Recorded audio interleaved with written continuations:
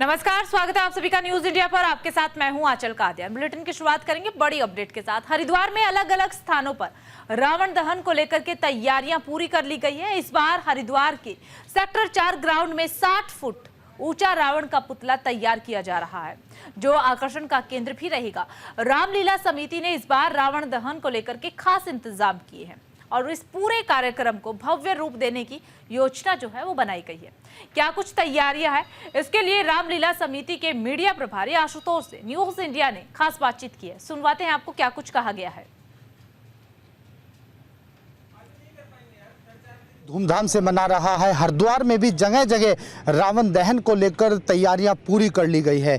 इस वक्त हम हरिद्वार के सेक्टर 4 में हैं। आप मेरे पीछे देख सकते हैं कि जो रावण का पुतला है वो बनकर तैयार हो गया है। हालांकि सुरक्षा के मद्देनज़र यहाँ पर तमाम पुलिस के जो जवान हैं वो भी तैनात रहेंगे और शाम होते होते हरिद्वार के विभिन्न क्षेत्रों में जो रावण दहन के पुतले हैं वो तैयार किए जा रहे हैं और शाम को रावण दहन किया जाएगा। इसी पर बात करने के लिए हमारे साथ यहाँ जो रामलीला समिति है उसके सदस्य हमारे साथ मौजूद हैं, उनसे बात कर लेते हैं। क्या तैयारी है रावण दहन को लेकर? रावण देखिए, हम लोग प्राचीन रामलीला समिति हैं यहाँ की, भेल हरिद्वार सेक्टर 4 की, और बहुत विधिवत हम लोग कराते आ रहे हैं इस मेले को और रामलीला को। और हर साल हमारा प्रयास रहता है कि हमारी भीड़ बढ़े और सारी व्यवस्था मेले की बहुत सुचारू रूप से रहे, जिससे कि हमारे किसी भी दर्शक को ना कोई हानि हो और वह इस मेले का बहुत आराम से इसे दर्शन कर सके। रामलीला के माध्यम से हम लोग यही संदेश पहले की अपेक्षा इस बार क्या कुछ नया है? पहले की अपेक्षा देखिए, हम लोग हर साल अपने रावण के पुतले को, जैसे आप पिछले साल भी आए थे हमारे यहाँ पे, पिछले साल 50 फुट का था, उससे पिछले साल 45 फुट का था। हम हर साल 5 फुट का इसमें बढ़ा देते हैं अपने पुतले को। सुरक्षा को लेकर प्रशासन की ओर से क्या कुछ तैयारियां की गई है? देखिए, सुरक्षा को लेके हमारी समिति हमेशा ही बहुत ज़्यादा इस पर ध्यान देती है और इसी के मद्देनज़र आप जगह जगह देख रहे होंगे यहाँ पे रेत पड़ी हुई है। प्रशासन हमारे को सहयोग कर रहा है। अभी आपके सामने पुलिस का दस्ता भी आया था, बम की वह गुणवत्ता देखने के लिए आते हैं। अपनी तरफ से हमने यहाँ पे बैरिकेडिंग कराती है। कोई भी यातायात में सुव्यवस्था बनाने के लिए इन और आउट प्रशासन ने भी मदद की। हमारे आदमी और हमारी टीम भी लगातार इस पे लगे हुए हैं। तो आपने देखा है कि किस तरह से जो समिति के मेंबर है वो पूरी तरह सक्रिय है। साथ ही जो हरिद्वार पुलिस भी आज यहाँ रावण दहन से पहले तमाम सुरक्षा को परख रही है ताकि गुणवत्ता में किसी भी तरह की कमी ना हो। अपने सहयोगी के साथ मैं संजय पुंडीर, न्यूज़ इंडिया, हरिद्वार। देहरादून में सुबह से ही दशहरे की धूम देखने को मिल रही है। परेड ग्राउंड में मुख्य कार्यक्रम का आयोजन किया गया है। सीएम पुष्कर सिंह धामी कार्यक्रम में होंगे शामिल। मुख्यमंत्री ने प्रदेशवासियों को दशहरे की ढेर सारी शुभकामनाएं भी दी है। परेड ग्राउंड में तैयारियां जो है वो भी चल रही है। सीएम पुष्कर सिंह धामी कार्यक्रम में शामिल होंगे।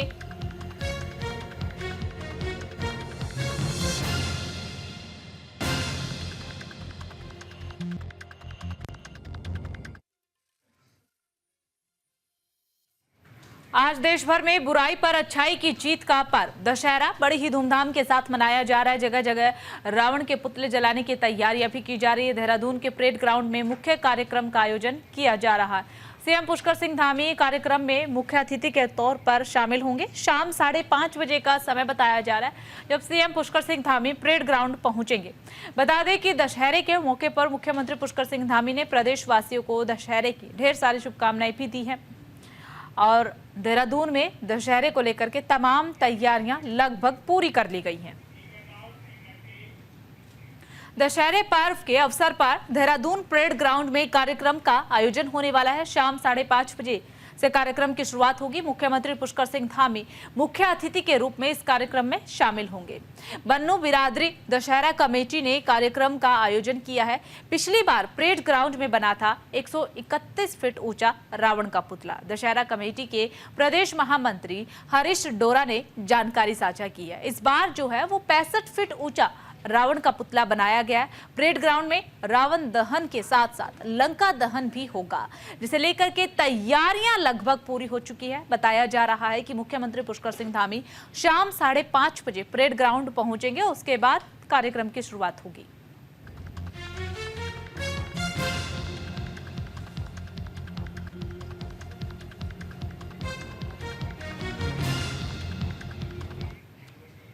चलिए खबरों में आगे बढ़ जाते हैं। चार धाम के कपाट बंद होने की तारीख घोषित कर दी गई है। गंगोत्री धाम के कपाट शीतकाल के लिए बंद होंगे। 2 नवंबर को अन्नकूट पर्व के बंद होंगे कपाट। केदारनाथ के कपाट 3 नवंबर को बंद होंगे।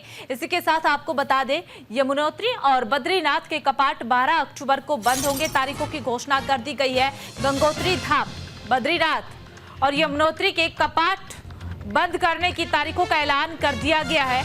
गंगोत्री धाम के कपाट शीतकाल के लिए बंद होंगे। 2 नवंबर को अन्नकूट पर्व पर बंद होंगे कपाट। केदारनाथ का जिक्र किया जाए तो केदारनाथ के कपाट 3 नवंबर को बंद होंगे। यमुनोत्री और बद्रीनाथ के कपाट 12 अक्टूबर को बंद होंगे। तो चार धाम के कपाट बंद करने को लेकर तारीखों की घोषणा कर दी गई है।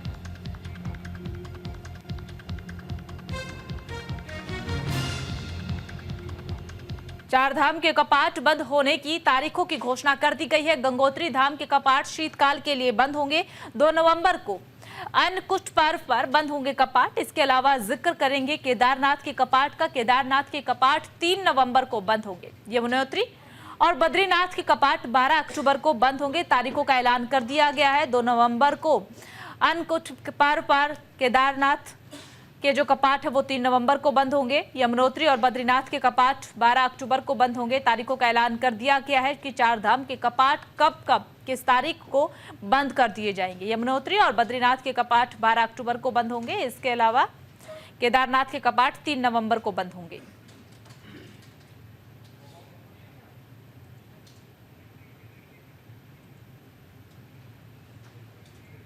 चलिए अब खबरों में आगे बढ़ते हैं। हरिद्वार में जिला कारागार से 2 कैदी फरार हो गए हैं। कैदियों के भागने से हड़कंप मचा हुआ है। कैदियों की खोजबीन के लिए जिले भर में नाकाबंदी कर दी गई। आजीवन कारावास काट रहे थे दोनों कैदी। फरार कैदियों की तलाश में जुटी हुई है पुलिस। हरिद्वार जिला कारागार में 2 कैदियों के भागने से हड़कंप मच गया है। कैदी पंकज निवासी रुड़की और कैदी राजकुमार निवासी गोंडा उत्तर प्रदेश जेल से फरार हो गए हैं। बता दें कि कैदी हत्या के मामले में आजीवन कारावास की सजा काट रहे थे। फरार कैदियों की खोजबीन के लिए जिले भर में नाकाबंदी कर दी गई है। एसएसपी प्रमेंद्र सिंह डोभाल ने बताया है कि जेल प्रशासन और पुलिस दोनों ही कैदियों की तलाश में जुटे हुए हैं। उन्हें जल्द पकड़ लिया जाएगा। पुलिस दोनों की तलाश कर रही है। बताया तो ये भी जा रहा है कि जेल में रामलीला चल रही थी, साथ ही कुछ निर्माण के काम भी चल रहे थे, जिसका फायदा उठाते हुए दोनों कैदी जेल से भाग निकले हैं। फिलहाल जेल प्रशासन पर कई सारे सवाल खड़े हो रहे हैं। पुलिस दोनों कैदियों की तलाश में जुट चुकी है। करीब 6:30 बजे के आसपास कंट्रोल रूम के माध्यम से पुलिस को सूचना मिली थी कि 2 कैदी यहाँ जेल से कल शाम के समय रामलीला यहाँ पर एक कार्यक्रम चल रहा था, उसका फायदा उठाते हुए कंस्ट्रक्शन साइट में से एक सीढ़ी को उठा के और दीवार फांकते यहाँ से निकले हैं।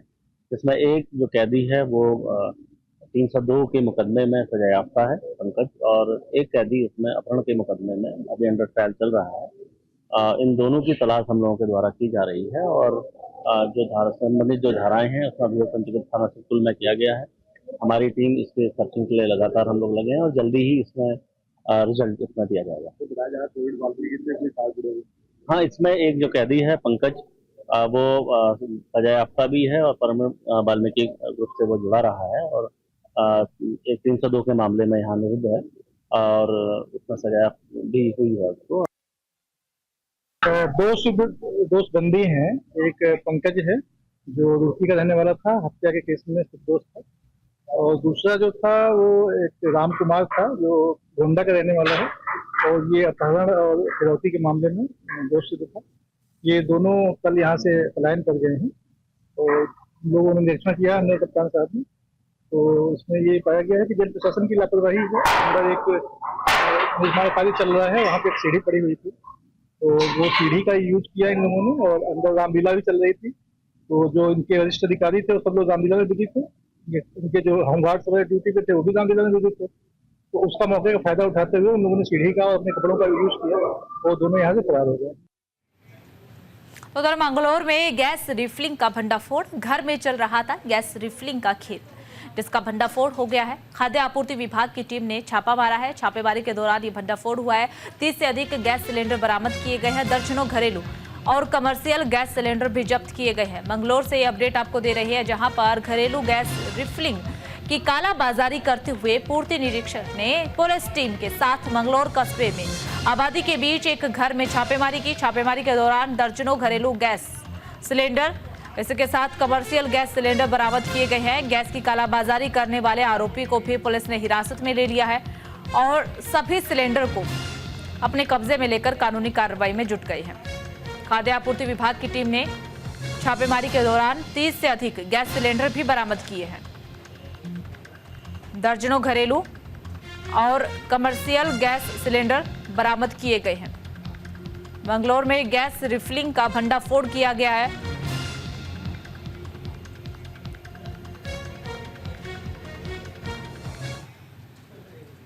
तो देखिए, इस बीच एक बड़ी अपडेट आपको बता दें, हरिद्वार में जिला कारागार से 2 कैदी फरार हो गए हैं। कैदियों के भागने से पूरे इलाके में हड़कंप मचा हुआ है। साथ ही साथ पुलिस प्रशासन पर भी तमाम सवाल उठ रहे हैं। कैदियों की खोजबीन जिले भर में की जा रही है, नाकाबंदी कर दी गई है।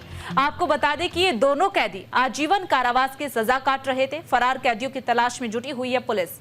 हरिद्वार जिला कारागार में 2 कैदियों के भागने से हड़कंप मच गया है। कैदी पंकज निवासी रुड़की और कैदी राजकुमार निवासी गोंडा उत्तर प्रदेश जेल से फरार हो गए हैं। चलिए, ज्यादा जानकारी के लिए ग्राउंड जीरो का रुख कर लेते हैं। सहयोगी संजय हमारे साथ जुड़ चुके हैं। संजय, 2 कैदी जेल से फरार हो गए, कैसे? हड़कंप मच गया जब जिला कारागार के 2 कैदी यहाँ फरार हो गए। हालांकि लगातार हम देख रहे हैं कि नवरात्रों के दौरान जिला कारागार में रामलीला का मंचन किया जा रहा था और कल देर शाम जिस तरह यहाँ जो कैदी थे वो अपनी अपनी कलाएं दिखा रहे थे, यहाँ रामलीला प्रतिभाग कर रहे थे, उसी दौरान कुछ कैदी यहाँ दर्शक बने हुए थे। हालांकि जेल की सुरक्षा को बढ़ाने के लिए यहाँ एक निर्माण कार्य भी चल रहा था, जिसका फायदा उठाकर दोनों ही कैदी यहाँ से फरार हो गए। सीढ़ी के माध्यम से जो काम करने वाले लोग होते हैं वो यहाँ निर्माण कार्य कर रहे थे, वो सीढ़ी लगा के कर रहे थे। जब उसका फायदा उठाकर जो यहाँ से दीवार फांग कर कूद गए, जिससे कहीं ना कहीं जो जिला प्रशासन है उसमें संजय, लेकिन सवाल तो ये भी उठ रहा है ना कि चाहे वहां पर कुछ भी काम चल रहा हो, कोई भी निर्माण काम चल रहा हो, पुलिस कहां पर थी जब ये पूरी घटना घटी, जब वो कैदी आसानी से जेल से निकल करके भाग गए? देखिए, इसमें जिला कारागार के जो सुरक्षाकर्मी है उनकी बड़ी लापरवाही है, जिसको देखते हुए आज हरिद्वार के जो एसएसपी है वहाँ खुद पहुंचे और रिपोर्ट तलब की है। हालांकि पुलिस का यह कहना है कि जल्द से जल्द उन कैदियों को पकड़ लिया जाएगा, लेकिन सवालों के घेरे में कहीं ना कहीं जो जेल प्रशासन है वो आ रहा है और फोरेंसिक टीम के साथ साथ वहाँ जो लोग स्क्वाड टीम है वो तमाम यहाँ हर पहलुओं पर जांच की जा रही है। और जिले के जो मुख्य द्वार है यानी यूपी और उत्तराखंड से लगते हुए जो बॉर्डर है वहाँ पर भी सुरक्षा बढ़ा दी गई है, वहाँ पर लगातार नाकाबंदी की जा रही है। अब देखने वाली बात होगी जिला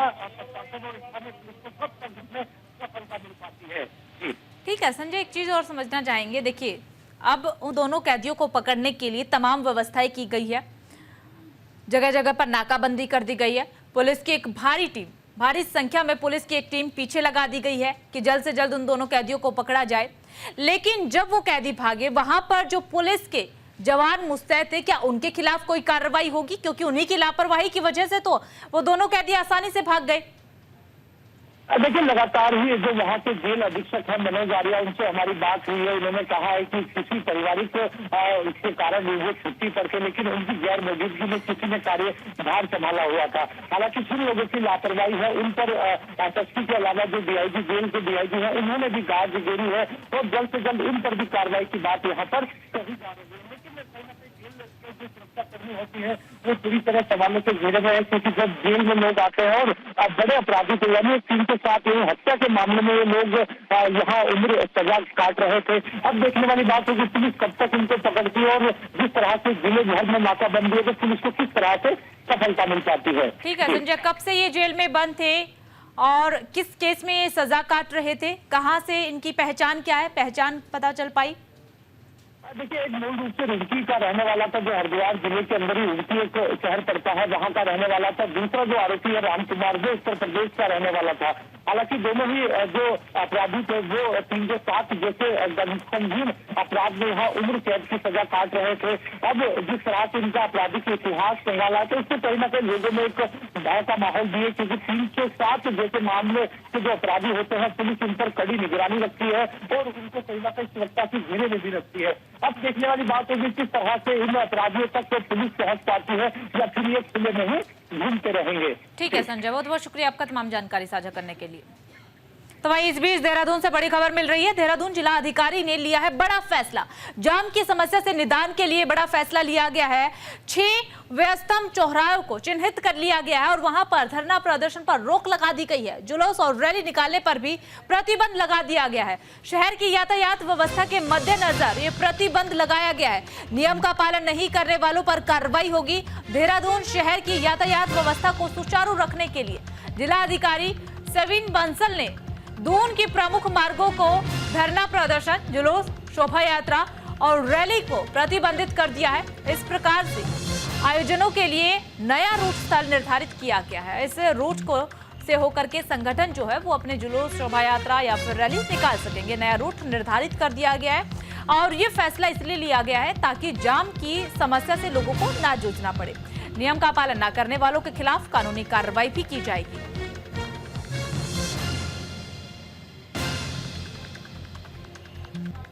तो देहरादून जिला अधिकारी ने बड़ा फैसला लिया है। तो उधर हरिद्वार में जिला अधिकारी कर्मेंद्र सिंह ने निरीक्षण किया है। राजकीय आश्रम विद्यालय छात्रावास का निरीक्षण किया गया है।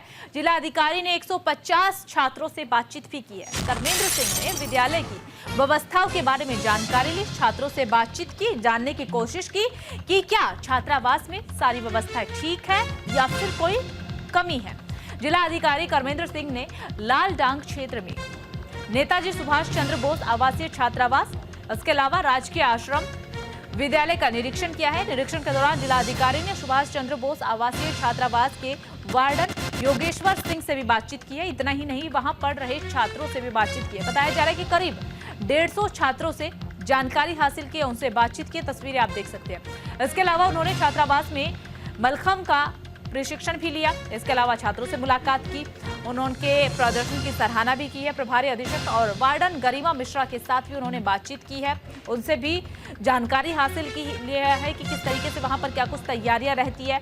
छात्रों से शिक्षण कार्य और खेल गतिविधियों के बारे में भी जानकारी ली है। इतना ही नहीं, जिलाधिकारियों ने बच्चे से भजन और लोकगीत भी सुने हैं, जिसके बाद बच्चों की काफी तारीफ करते हुए जिलाधिकारी कर्मेंद्र सिंह नजर आए।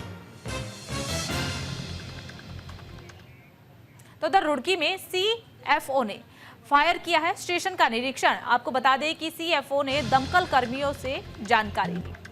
दशहरे को लेकर के अलर्ट पर रहने के निर्देश दिए गए हैं। पटाखा व्यापारियों से भी बातचीत की गई है। मुख्य अग्नि अधिकारी सीएफओ ने रुड़की फायर स्टेशन का निरीक्षण किया है और निरीक्षण के दौरान कई खामियां मिलने पर फायरमैनों से जम करके क्लास लगाई, फटकार लगाते हुए नजर आए हैं। दशहरा त्योहार को लेकर के सभी अलर्ट रहने के निर्देश दे दिए गए हैं। साथ ही कहा है कि सबके सब इक्विपमेंट जो है वो तैयार रखें, दुरुस्त रखें, ताकि अगर कोई भी घटना घटती है तो हमारी टीम तैयार रहे।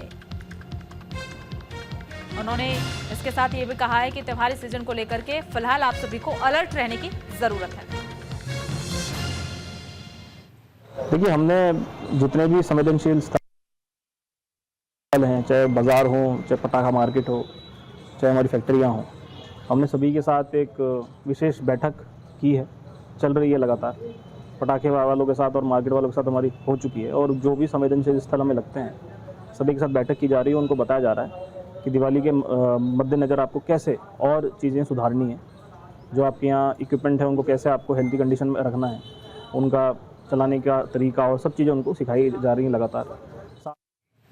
खबरों में आगे बढ़ते हैं। देहरादून में पुलिस को बड़ी कामयाबी मिली है। पुलिस ने मानव तस्कर गिरोह का पर्दाफाश किया है। पुलिस ने 3 नाबालिग बच्चियों का रेस्क्यू किया है। मामले में 2 तस्करों को गिरफ्तार भी किया गया। देहरादून से बड़ी अपडेट आपको दे रहे हैं, जहां पर पुलिस ने अंतर्राज्यीय मानव तस्करी गिरोह का भंडाफोड़ किया है। पर्दाफाश करते हुए एक महिला और एक पुरुष तस्कर को गिरफ्तार भी किया है। साथ ही साथ 3 नाबालिग बच्चियों को रेस्क्यू किया गया है। इस बात को लेकर देहरादून के एसएसपी अजय सिंह का बयान भी सामने आया है। उन्होंने कहा है कि देहरादून के आईएसबीटी क्षेत्र में 3 नाबालिग लड़कियां संदिग्ध अवस्था में घूमते हुए मिली थी, जिसके बाद पुलिस और चाइल्ड वेलफेयर कमेटी ने उनसे पूछताछ की। साथ ही उन्होंने कहा कि पूछताछ में ये पता चला है कि लड़कियां अलग अलग स्थानों से दिल्ली में पहुंची थी, जिसके बाद किसी व्यक्ति द्वारा उन्हें नौकरी दिलाने के बहाने से अभियुक्तों के साथ देहरादून लाया गया और लड़कियों को संदेह होने पर वो मौके से भाग करके पुलिस के पास पहुंची।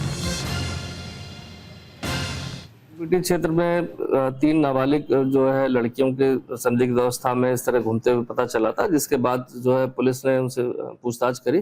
पूछताछ के बाद जो है चूंकि नाबालिग बच्चियां थी तो CWC चाइल्ड वेलफेयर कमेटी को भी बुला लिया गया और जो पूछताछ के बाद समस्त प्रकरण अभी तक जो संज्ञान में आया उसमें जो हमारी STU टीम है उनके द्वारा ये पता चला कि ये बच्चियां अपने अलग अलग स्थानों से दिल्ली में पहुंची थी वहाँ पर 2, और इसके बाद वहाँ पर इनको किसी ने गुमराह करके नौकरी या काम दिलाने के बहाने उनको एक 2 और लोग थे उनके माध्यम से यहाँ पर देहरादून भेजा था।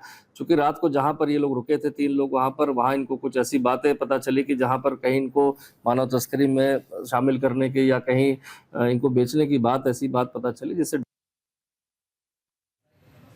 राजधानी देहरादून के सशस्त्र रोड स्थित IT पार्क में सेब महोत्सव का आयोजन किया गया है। इस महोत्सव में सेब से लेकर कीवी, पहाड़ी खाद्य पदार्थ समेत कई उत्पादों का स्टॉल्स लगाए गए हैं। आपको बता दें कि इन स्टॉल्स पर पहाड़ी ऑर्गेनिक उत्पाद को लेकर के लोगों में भारी उत्साह नजर आया है। इस अवसर पर नाबार्ड के CGM पंकज यादव भी यहां पहुंचे। उनकी तरफ से कहा गया कि उत्तराखंड में सेब का बेहद ही ज़्यादा उत्पादन होता है और यहां की सेबों की क्वालिटी जो है वो बाकी सेबों से काफ़ी ज़्यादा अच्छी होती है। उत्तराखंड के सेब लोगों के नज़रों में आए और इसके लिए एक बाजार का आयोजन किया गया। एक बाजार मिले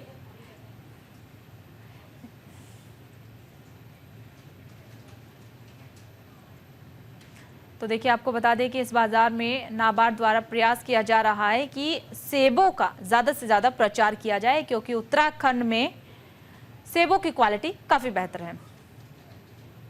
सेब महोत्सव तो उत्तराखंड के अंदर सेब काफ़ी हो रहा है, बहुत अच्छी क्वालिटी का सेब होता है। उस सेब को एक मार्केट मिले और लोगों की नज़रों में आए, उसको बढ़ावा मिले, उसका एक छोटा सा प्रयास नाबार्ड कर रहा है। नाबार्ड इन एरियाज़ के अंदर पहले तो ऑर्चार्ड देता है जिसमें कि सेब और बाकी अन्य फलदार पौधे दिए जाते हैं जिनसे कि उत्पादन होता है, और उसके विपणन के लिए एक प्रयास कर रहे हैं। तो जैसा नाम से पता चल रहा है सेब महोत्सव 1.0, तो ये पहला ऐसा प्रयास हम कर रहे हैं। ये अभी थोड़ा छोटे स्केल पे हो रहा है, पर इसको धीरे धीरे बढ़ाया जाएगा। इसके अंदर हम सरकार का साथ लेंगे, हमारे बैंकर साथियों का साथ लेंगे, आप सबका भी हम लोग इसमें साथ लेंगे, ताकि हमारे जो किसान भाई हैं जो फार्मर प्रोड्यूसर ऑर्गेनाइजेशन के रूप में कार्यरत हैं, काम कर रहे हैं। देवभूमि उत्तराखंड समेत राजधानी देहरादून में दीपावली के त्योहारों को लेकर के ज्वेलरी शॉप में खरीदारी पहुंचने लगे हैं। देखिए, तस्वीरें आपको दिखा रहे हैं। खरीदार लगातार वहां पर पहुंच रहे, उत्साह देखने को मिल रहा है त्योहारी सीजन का। हालांकि ज्वेलरी खरीदने वालों को भीड़ पिछले साल के मुकाबले काफी ज्यादा कम नजर आ रही है। इसके पीछे की वजह भी सामने आई है। इसके पीछे की वजह सोने चांदी के दामों में जिस तरीके से इजाफा हुआ ये बताई जा रही है, जिसका जिक्र ज्वेलरी विक्रेता भी कर रहे हैं। फिलहाल राजधानी एक्सप्रेस में सिर्फ इतना ही। बाकी तमाम बड़ी खबरों के लिए बने रहिए न्यूज़ इंडिया के साथ।